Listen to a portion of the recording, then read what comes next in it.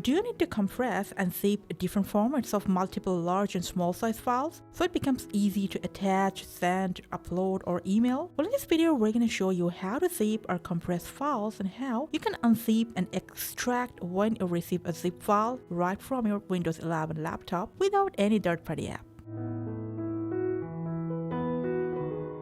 Now for that, go to any folder that you have your files. We have created a folder that has some videos, photos, and other documents I want to zip. All you have to do is just select it, right click on it, and from this drop down menu, tap on compress to zip file. Wait for a bit. Depending on the amounts and size of the files, you might have to wait a bit. Now when the zip process is complete, you will immediately find a zipped folder right here. You can just go ahead and rename it for your own convenience. There's your zip folder. Now just go ahead, send it to anywhere or email it, whatever you want. Now what if you received a zip folder like this? Now you can just double click on it, access everything that's inside it, but to edit anything from it, you have to extract it. For that, right click on the zipped folder and then click on extract all. After that, just select the location you want to save it and then just extract it. So that's how you can compress or extract zip files from your Windows 11 laptop. Hope this video was helpful. Thank you for watching. Take care.